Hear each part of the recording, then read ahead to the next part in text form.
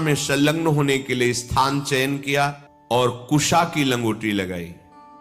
कुशा बहुत दुखद होता है, छू जाए तो त्वचा को चीर दे। लंगोटी लगाई और एक दंड समीप में रख लिया और अपने गांडीव धनुष और तूणीर को वृक्ष की डाल पे से टांग दिया और हाथ जोड़कर भगवान शंकर की स्तुति करके निरंतर भजन में लग गए।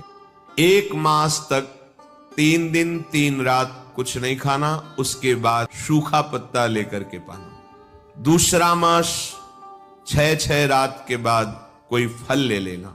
तीसरा महीना 15 दिन 15 रात व्यतीत होने के बाद एक बार कुछ फल ले लेना। चौथे महीने में केवल जल पीकर रहना, फिर जल भी छोड़कर केवल वायु श्वास बस। निरंतर महादेव जी के चिंतन में निमग्न, दोनों भुजाएं उठाए हुए, कोई सहारा नहीं, पैर के अंगूठे के अग्रभाग पर खड़े होकर के भगवान शिव के मंत्र का जप करते हुए आकाश की तरफ दृष्टि रखे हुए एकाग्र चित्त से उपासना कर रहे हैं।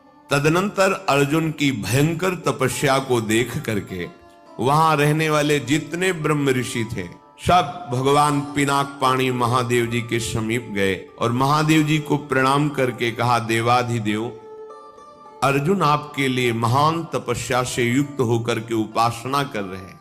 हिमालय के पृष्ठभाग में स्थित होकर ऐसी उग्र तपस्या कर रहे हैं कि यदि आपने उनको सांत्वना न दी जो वो चाहते हैं तो दिशाओं में आग पैदा हो जाएगी उनके तप से। हे देव देवेश्वर, हम लोग कुछ समझ नहीं पा रहे कि उनको कैसे शांत करें। वे अपनी तपस्या का संताप प्रकट कर रहे हैं। हम महर्षि जन चिंतित हैं कि यदि वो ऐसी तपस्या में रहे तो आग पैदा हो जाएगी। जैसे ध्रुव जी ने अपनी प्राणवायु बंद कर ली तो त्रिभुवन की प्राणवायु बंद हो गई, तत्काल भगवान को आना पड़ा।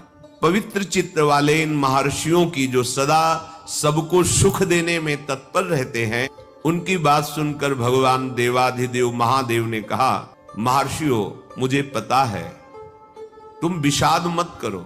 अर्जुन की तपस्या किसी को कष्ट देने के लिए नहीं है।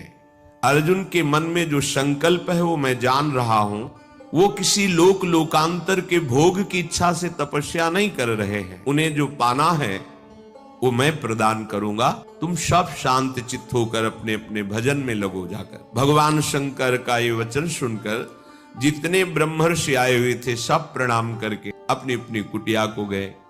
उन महात्माओं के चले जाने के बाद सर्व पापहारी पिनाक पाणी देवाधिदेव भगवान शंकर किरात वेश धारण किया, दिव्य कांति, धनुष बाण धारण किए हुए, मृग चर्म धारण किए हुए, और भगवती उमा भी उसी भेष में साथ में, और साथ में उमा के साथ बहुत सी देवियां और महादेव जी के साथ उनके गण, पर सब किरात वेश में। जे ही भगवान शिव इस वेश में वन में प्रवेश किए तो सारा वन शांत हो गया। खग मृग पशु पंछी वायु जल सबका कोलाहल शांत हो गया, आवाज बंद। एक घुरघुराहट सुनाई दी उस अर्जुन को।